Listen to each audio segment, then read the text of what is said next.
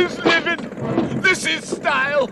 This is elegance by the mile.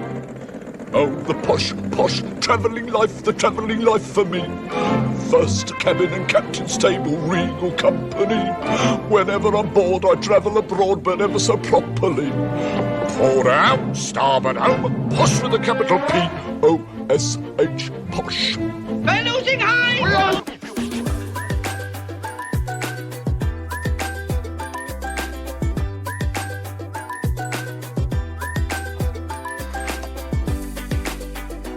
Hello!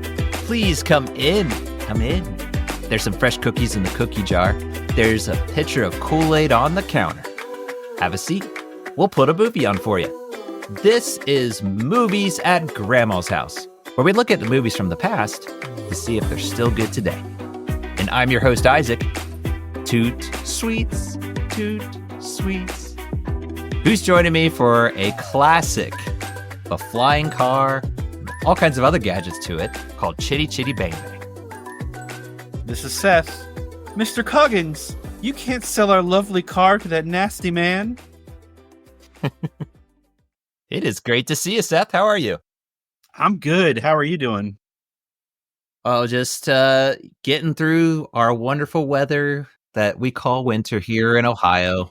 It's been fun. That's all I can say. You know, it's something I dread every year. I know it's coming, but I'm doing good otherwise. You know, I can't complain. It's great to be with you for this special episode. We'll get into why this is a special episode and one that we've been talking about doing for a while, just kind of as this kind of out of left field random movie. But I think a lot of people have memories with this, so I'm excited to consider it. So before we get into it, though, just a quick reminder, if you could do us a solid, please hit that subscribe, hit that like button, hit the notify bell so you'll be up to date all things movies at Grandma's house. And our friendly reminder, if you've not seen this movie, as old as it might be, please stop what you're doing. Go watch it now. It's on currently Tubi. It's on several other platforms. You can actually watch it for free. You don't need a subscription of any kind, but go watch it. Come on back, because we're going to have a fun time with a little movie called Chitty Chitty Bang Bang. And it was released all the way back as a premiere in London on December 16th, 1968. It came out in the US 2 days later on December 18th. So all the way back in 1968. It had a budget, I'm seeing, of 10 or, it actually says that, or 12 million. So they're kind of unsure, probably with the, whatever you want to call it, currency, money back then. It doesn't really have much on the box office side. It actually has in parentheses, I see rentals. I thought that was very interesting. Ooh, okay. Yeah. So I wish I did more research. I apologize. I wish I would have looked this up, but it says 7.5 million was the box office officially. And again, the rentals in there, maybe that's something we discuss on a recap episode that we do or something like that, or if we happen to come across it. I'm very interested to know. But with that said, I think this was well before our time. With that rentals in there, I think that's where a lot of people around our age know this movie. But I'm interested to know, what are some of your first memories with this film? So believe it or not, I had never seen this all the way through. So this was extremely fresh to me. Wow. And that's what makes it so exciting to me. I'm very interested to hear someone that's never seen it, because growing up, everybody saw this movie. There was just something about it. It had this charm to it. And a lot of people grew up watching it. And that's a lot of relatives I knew. And that's the memories I have, is being at relatives' house, including my grandma's. My grandma's house would have this on. This is definitely fitting the mold of our podcast and the theme. But I can recall other relatives having it too, just kind of here or there. I remember watching it all the way through, but I will admit it's been a while since I watched it all the way through. But that's kind of my first memories, is more like it was probably at a relative's house, kind of on in the background, or we all watched it together kind of a thing. So with that said, since you've never seen it before, I'm very interested. What were your expectations going into it? Really enjoy the ride, pun intended. Very fitting. Yes. It's a saying. I use that too. I was just thinking to myself, my children have never seen this movie. So I'm going to enjoy the ride of this movie. I'm also going to enjoy the ride seeing their reactions. That was my expectations going into it. So here we go. Very appropriate that we jump into it by taking the VHS out of the cover, putting it in the VCR, and press play.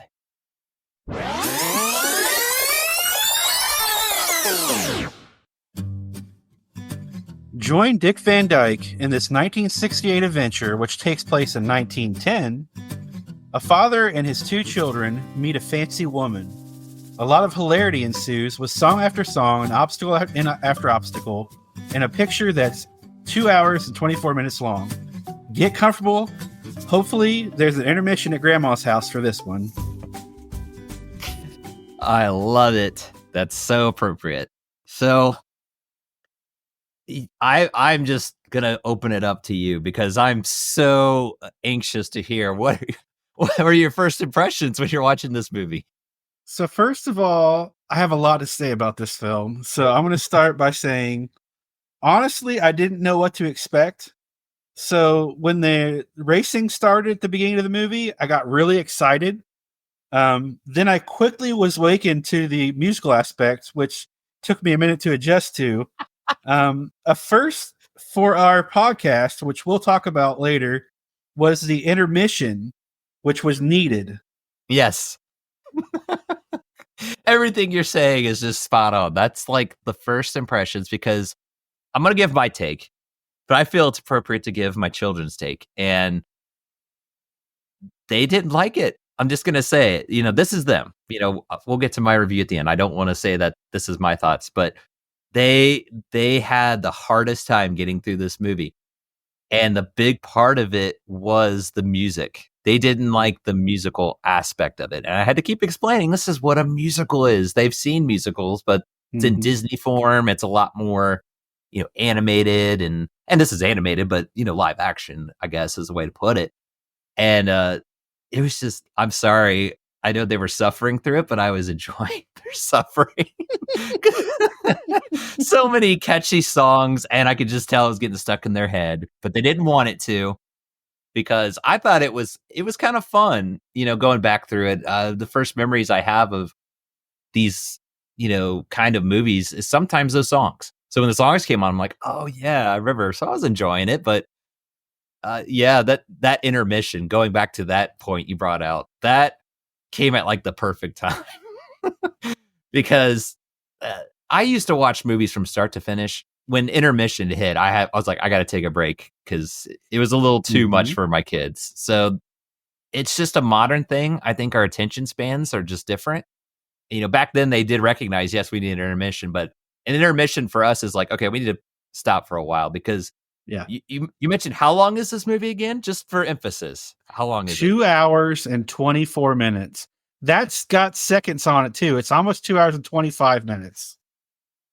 I mean, movies are almost 3 hours nowadays. Yeah. So, but that's just crazy to think about back then. That was, that's why they put the intermission in there. That's absolutely the case. Let's talk about that for a second. So this is a big thing for us.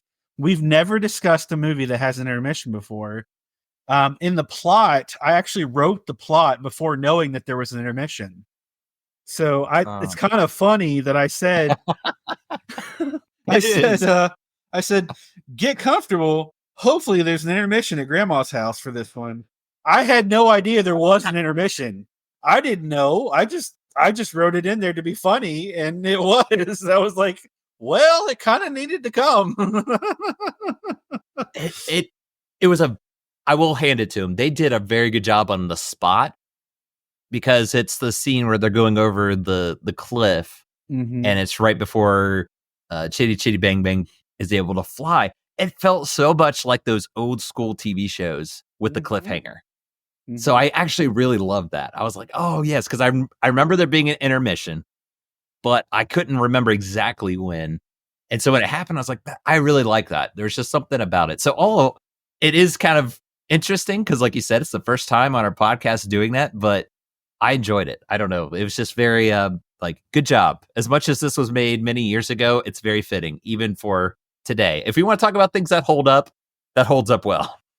Intermission and all. So I'm interested. What else kind of just stuck out to you? So the plot, I was trying to get my head formulated around this plot. Was there a plot to the movie?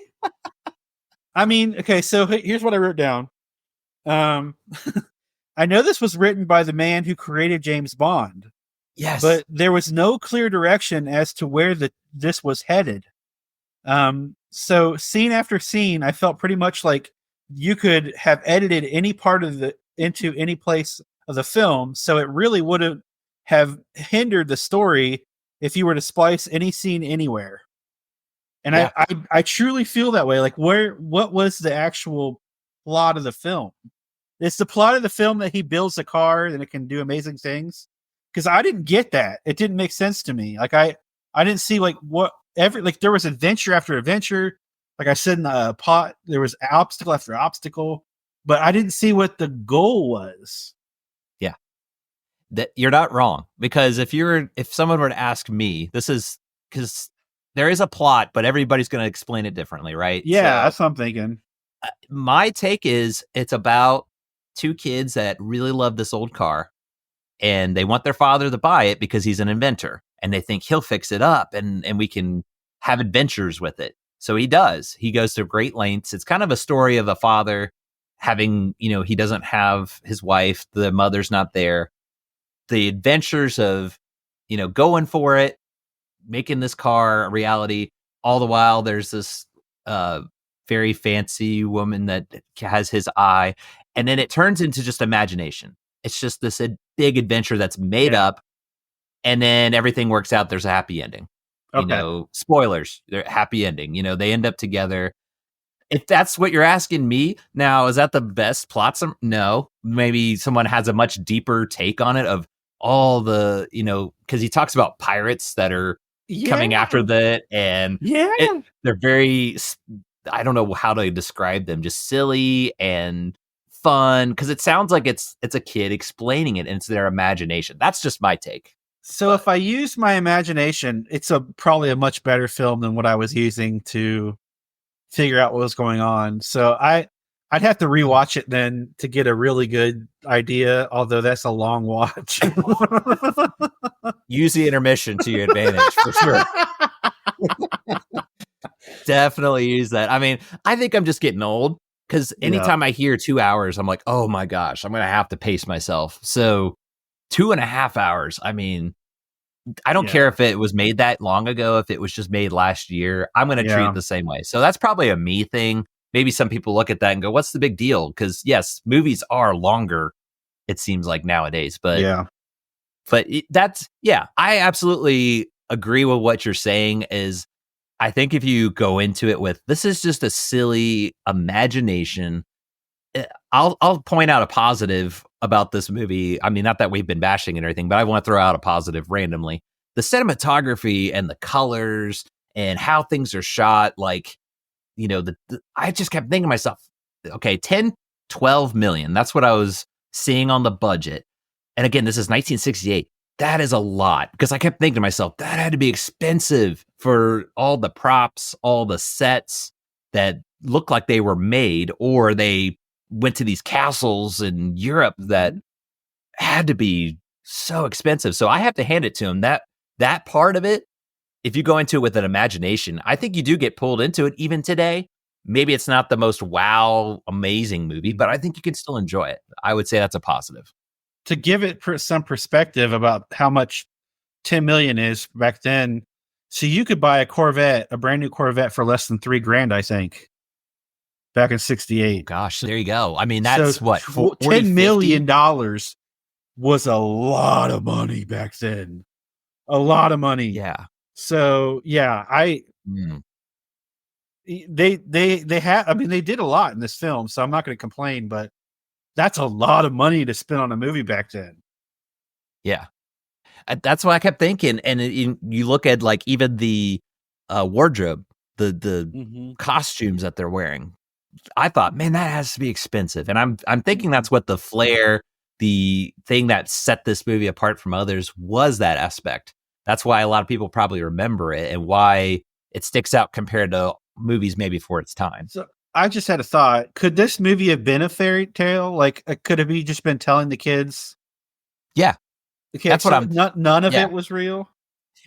I don't see, because it starts on the beach and he points out to a ship and they're like kind of doing a playful like, Yeah. what's going to happen? Yeah. And that's where he's like, it's pirates. And it does the whole like, That foggy. makes sense. If I would have looked at it like that from that perspective, I think I would have, had less expectations as far as like the seriousness of it. You know what I mean? If you're taking that literal, I Yeah. totally get you. Like, what is going on? That's how I took it. I took it like this is all real, and that's pretty unbelievable stuff. I don't blame you. Yeah. I think that's how you have to look at it. As much as I want movies, whenever someone asks, what do you think of this movie? I think one can interpret movies differently in some cases. Some are very cut and dry. This is your straightforward plot. But this one, I think you do have to come into, okay, this is imagination, because I do see from your perspective, that's just going to throw you for a loop. Make fun of me in the comments. Feel free. I don't mind. I don't blame you, because I think that's, in my mind, growing up, I thought that too. It isn't till maybe it's just so more subtle. Recently, yeah. Yeah. I mean, I was paying attention to it this time as much as I had my kids and I was watching their reaction. I did notice that this time, and that might be a new thought, because growing up, I think I remember that being real, like the flying car aspect and pontoons coming out on the water. The pirates was the hard thing for me to swallow. That was I kind of like did a double take, like what is going on here? Yes. I do have down we could talk about the characters for a second. Yeah. Of course the car is the main character, but Dick Van Dyke was really captivating as well, and the two children as well. I don't quite understand why they would name a character Truly Scrumptious, but she was a delight too, so that was nice. I thought that too. There's a song, Truly Scrumptious, and I'm like, oh, they find her truly scrumptious. That must be a very cutesy way. And then I'm like, hold on, that's her name. Threw me there's a lot of things about this movie that throw you for a loop. I mean, like I said, I looked at it from the imagination, but that threw me off. So I think that's what you got to look at. A lot of the characters are fun and that sort, but even the characters will throw you for a loop. That's for sure. Even the name. Now, as far as characters, I'm so interested to hear. What did you think of I think it's called the child catcher? I don't know what to think. I'm going to have to revisit this down the road, and I don't know. There's so many unbelievable characters in this film, and then there's so many like slapstick, silly, funny, and there's so many like serious themes too. And I don't know how to figure out all that in my brain. I don't know. A lot going on. Oh, it's.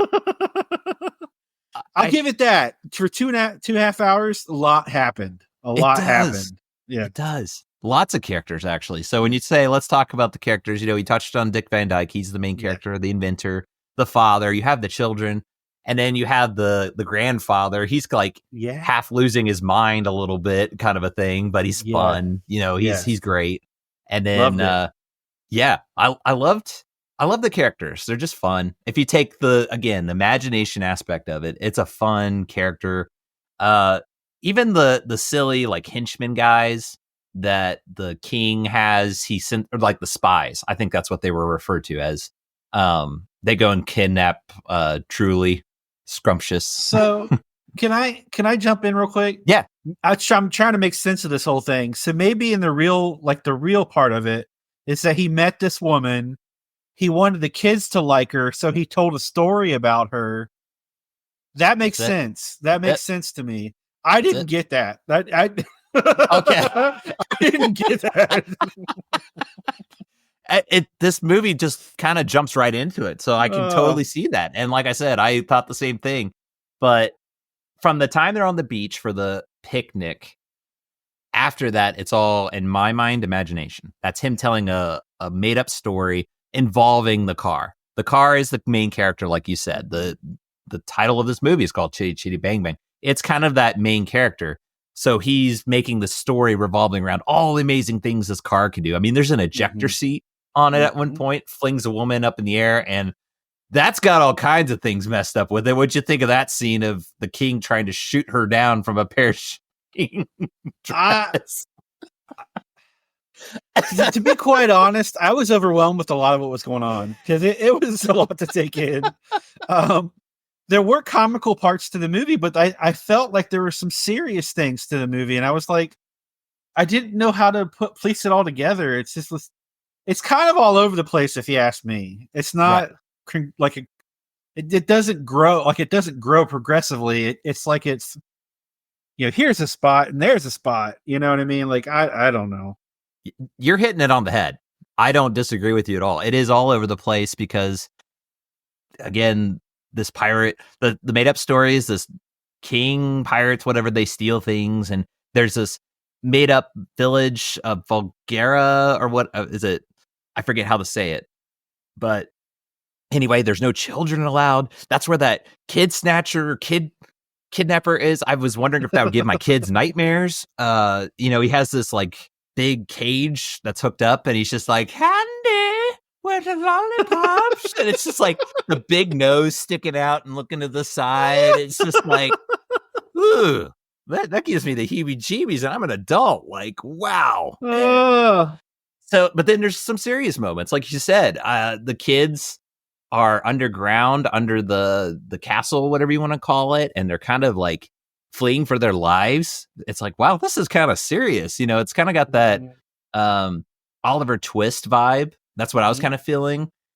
So it can be serious, but it could absolutely, I mean, he hits the ejector seat, going back to that. She's parachuting with her dress, and then he's like, I'll get you down. He just starts shooting at her. I'm like telling my kids, this is not good. Don't ever think this is I'm not that we have a gun, but just don't think this is okay. Like, this is very, very silly slapstick. Not cool. No. And then she falls like, I don't know, 100 feet into water. It's like that would have snapped her neck or something. And they're just like, ha ha ha. Oh, and it's, now that you bring up the serious notes and stuff, I'm starting to think about it with like the orphanage kids and stuff. That was pretty serious. That wasn't comical in any way at all. It has some heaviness to it. I mean, you're dead on. I have to agree with you. It's just all over the place, and people sometimes love the chaos. So I think it's you got to just kind of watch it and see for yourself. I think it was a blast for me to watch my kids because they just, it was a good like learning experience for them. Like, they're not always going to get these cartoony, like in your face kind of movies. Sometimes you have these like more feel good stories, because again, the plot is about these kids that now have a mother at the end, happy ever after. If you want to talk spoiler of the movie, they end up together. So it has this feel good thing. Now, I will point out one more note. I still want to hear more of your thoughts, but I have to say this real quick. In her song, because they drop her off at her home and she goes into song because, of course, it's a musical. It was kind of a backhanded compliment, if you want to call it that. But a line, I had to write this down. She says, "What a lovely, lonely man," in her song. I caught that. That was odd. That was very odd. If I was a Dick Van Dyke's character, I'd be like, thank you? I guess. Like, I just thought that was odd. Anyway, I just wanted to bring that out because it was kind of an odd, okay, that was weird, but anyway, what else you got? Because I'm so interested if it's any more impressions or fun facts that you have. Well, you and I talked about it. We both love the quote. Well, maybe the children like running wild in the street. Did that ever occur to you? I love how he says that so whimsically. Like it's like, and I love that. I've got 4 quick fun facts. So I don't know if you know this or not, but Benny Hill was at first brought in to rewrite some scenes which were requested by Dick Van Dyke, but ended up in the movie. Really? Yeah. I could Which see I that, thought was though. cool. I thought that was cool. Yeah. Dick Van Dyke only accepted the role on the condition that he didn't have to attempt a British accent. Did he get some bad feed? I'm trying to think, like, Mary Poppins was before this, wasn't it? Well, he might not have liked doing it. That's what I'm wondering. Yeah. That's interesting. As the car is driven around English countryside, it passes vineyards. Those scenes were filmed in France due to its sunshine. Yeah. Okay. That makes sense a little bit, too. Yeah, kind of cool. And the last fun fact I have is that Chitty was a 1921 Mercedes with a Maybach engine, which was part of it, put out 245 horsepower and 630 pound-feet of torque, but weighed nearly 5,000 pounds. So for a little tiny car like that, it was heavy. Oh, yeah. I'm guessing half of that was the engine. Yeah, that's wow. It was called Chitty. Mercedes. Well, I called it Chitty, but it's got different names. I looked it up online. They named it different things, and I was like, well, they don't talk about that in the movie, so why did you name it that? Like, what? Where are you coming from here? It didn't make sense. Yeah, it's the sound the car makes. That's what. That's why they called it that. Yeah, that's what it's supposed to be. It's not supposed to be anything else. Yeah, it'd be funny if they just called it Chitty. Yeah, simplifying it. I guess we could do you want me to talk about like an overview, or do you want to do like the user reviews first? Go ahead if you have an overview, because I'm very interested to hear your thoughts. So go for it. Okay, so this is my fresh take. Watching it for the first time all the way through. Not really sure what to think. Maybe with time, like I mentioned, it will make more sense, which now it does. Watching it, I was completely stricken with confusion as pirates chase them on the water, driving a car that floats, and in the sky as well. Not saying this is a bad movie, but does it hold up? Yeah. All good, valid points, I think. But that's what I was interested to hear if you've never seen this before, because there's so many movies you watch them years and years and you have that nostalgia. So you're going to, in some cases, yeah, there's some flaws, but you can overlook them. I'm always interested to hear, fresh takes. Like, I've never seen this. So it's a very like eye-opening experience. Like, whoa, this is very different. So I love it. So yeah, that's pretty much all the thoughts that I have on it. So I'm interested then. Let's take a look at some of those reviews that are out there, shall we? And then we can get to our reviews and bring out anything else. But what kind of reviews are you seeing out there, Seth? I dug through a lot of reviews. So our friendly commenter reviewed Ionic Breeze Machine, said, even uneven and a tad too long, the stuff that works brilliantly. 7 out of 10. So they really liked it. We'll get to our reviews, but I think that's a really good summary. I agree with that. That's a really good summary. I like that review a lot. So helpless _dancer says, that was one cool car. 7 out of 10. It is a cool car. I mean, it really is. They know what they were doing with it. So, but I see a theme. 7 out of 10. That's kind of the running review. I think that's what I didn't mention that at the beginning. I think that's kind of the 60 to 70 out of 100 or 70%. They were all over the place that I looked up. I was kind of shocked. So the last one I've got is Snoopy Style said, fun children's movie, but not all of it works. 6 out of 10. Okay. Still positive review. It's still positive, and they mentioned that. So I'm gonna give them props for giving a proper 6 out of 10 rating. It just seems like that. I wish we could hand out awards like for people. It's a rare sighting. Like, you deserve a reward, because I don't know what it is about 6 out of 10s or 60 out of 100, whatever you want to rate it. It trips people up, and I'm not trying to be this, like, I don't know, whatever you want to call me, a jerk or whatever. It's just like, I don't get that. Like when people are like, I hate this movie, 6 out of 10. But that was a well done. Very well put for a 6 out of 10. And I think I could see that with this movie. We kind of talked about it. It's all over the place. So it's only fitting that reviews are probably going to be all over the place as a result. But let's get down to it because, again, I'm excited to get to our reviews and hear your final rating. So I have to ask you, Seth, for Chitty Chitty Bang Bang, how are you going to rate it? Are you going to take it home? Are you going to leave it at grandma's? Are you going to hide it in the attic? All right. Buckle your seatbelts. Okay. This movie was actually really hard for me to keep mulling over. This one, and please keep in mind, it's a 57-year-old movie. I liked some scenes, but couldn't retain my attention. That being said, I like older films. When I was a child, I couldn't stand them, but back to the review. Perhaps if they would have been able to edit out about 45 minutes, I would have been screaming, I really like this one. That being said, I have to hide it in the attic. It was a hard decision. You know, that is very understandable.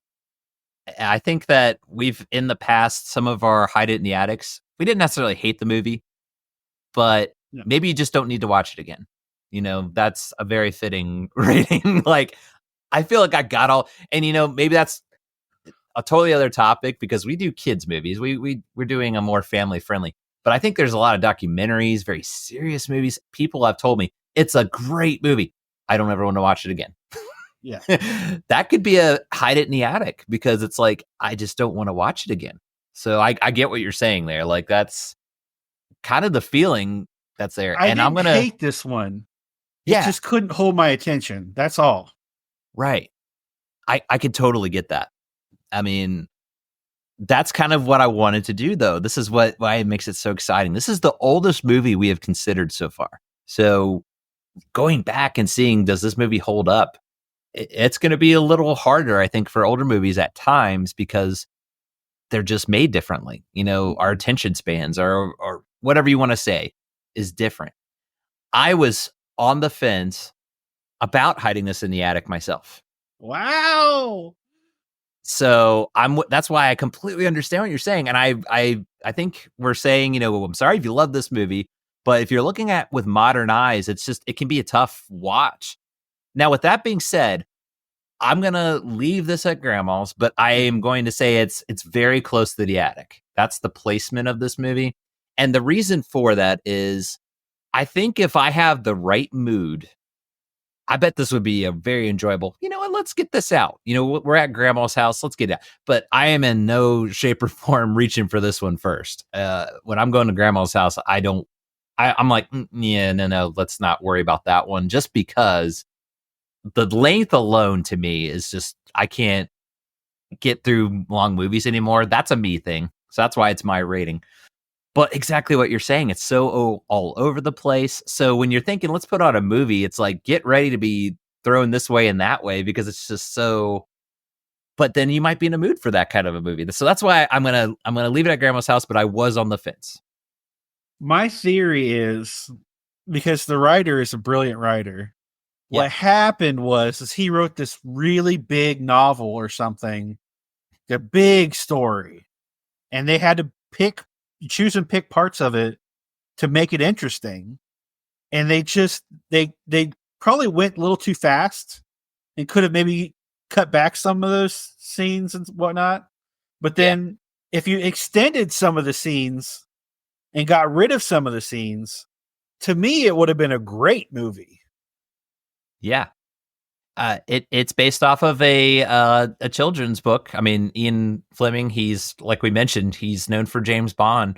Mm-hmm. So it only has 46 pages is what I'm seeing. Oh, wow. Well, I'm wrong. I got the same idea. I just had to, when you're mentioning them, I'm like, I got to look this up. But I would have thought the same thing. Now, it does say volume 1. So there might be several volumes. And they took from all of them. Right. Okay. So, that makes sense.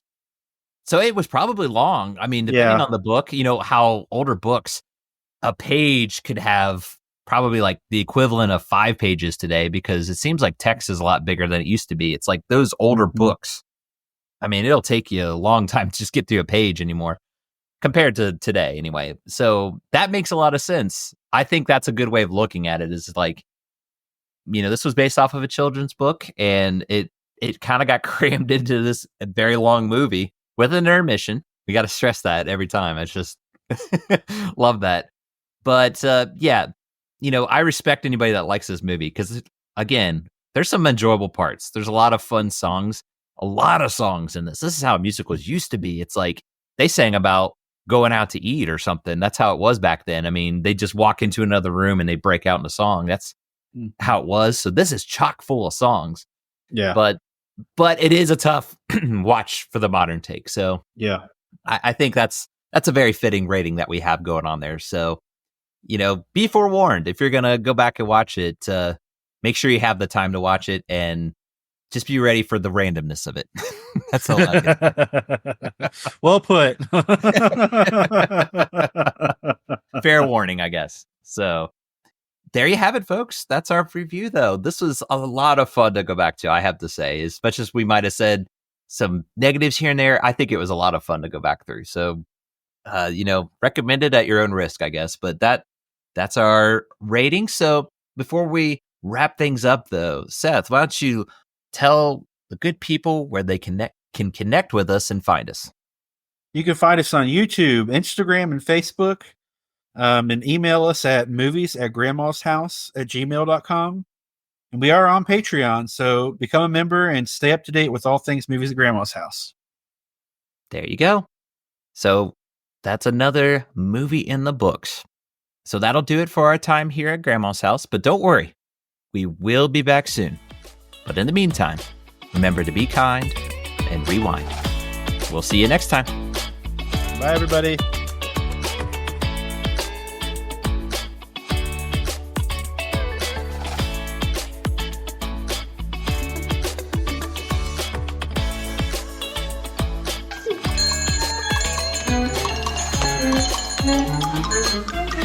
Lollipop.